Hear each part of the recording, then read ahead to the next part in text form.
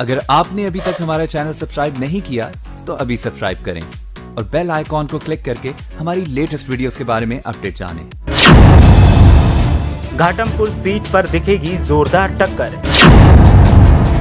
सपा और बीजेपी दोनों टक्कर देने को तैयार। सपा ने दूर कर ली हैं सारी कमजोरियां। बीजेपी के साथ है सिंपैथी कार्ड का हथियार, लेकिन आवाम ने बनाया बदलाव का मूड। उपचुनाव की सियासी जंग कानपुर जिले की घाटमपुर विधानसभा पर भी देखने को मिल रही है। घाटमपुर से कैबिनेट मंत्री कमला रानी वरुण विधायक थीं, लेकिन कोरोना की वजह से उनका निधन हो गया और इसीलिए खाली हुई इस सीट पर एक बार फिर सियासी जंग देखने को मिल रही है। अगर इतिहास को देखा जाए तो सपा के लिए ये सीट फायदेमंद रही है, लेकिन 2017 में बीजेपी ने यहाँ से जीत हासिल की थी। पहले जानते हैं कि यहाँ के मौजूदा हालात क्या हैं, फिर जानेंगे सियासी इतिहास क्या कहता है। मौजूदा वक्त में यहाँ मुकाबला आमने सामने का दिख रहा है, लेकिन विकास दुबे मामले को लेकर सियासी समीकरण थोड़े बदले हैं। बदले समीकरणों में बदलाव में सपा 20 और बीजेपी 19 दिख रही है। आवाम के मन में बीजेपी के प्रति नाराजगी भी दिख रही है। पंडित वोटर्स की नाराजगी यहाँ बीजेपी से साफ महसूस की जा सकती है, लेकिन सिंपैथी कार्ड के सहारे बीजेपी चुनौती देने के लिए तैयार है।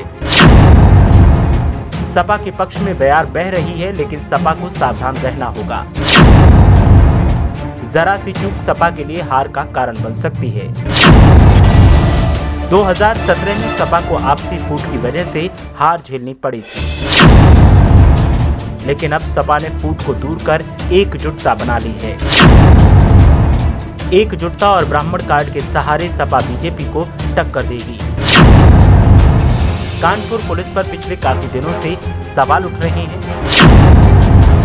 संजीत यादव मामले के साथ ही क्राइम भी सपा का मुद्दा रहेगा।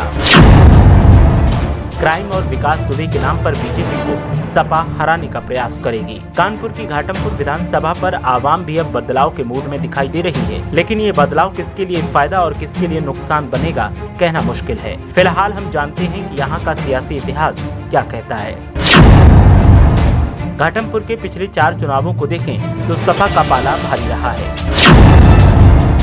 2 चुनावों में सपा और एक में बीजेपी और बीएसपी जीती है।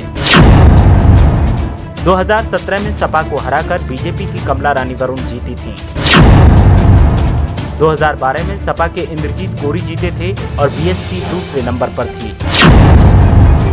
2007 में बीएसपी के राम प्रकाश कुशवाहा जीते थे और सपा दूसरे नंबर पर थी।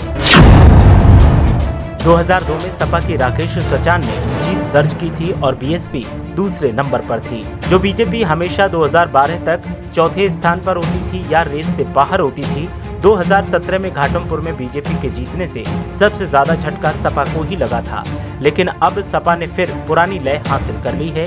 ऐसे में साफ लगता है कि उपचुनाव में सपा बीजेपी को हरा सकती है, लेकिन बीजेपी अपनी जीती हुई सीट को इतनी आसानी से हाथ से नहीं जाने देगी। देखना यह है कि चुनावी नतीजे किसके पक्ष में आते हैं। ब्यूरो रिपोर्ट, मीडिया हलचल।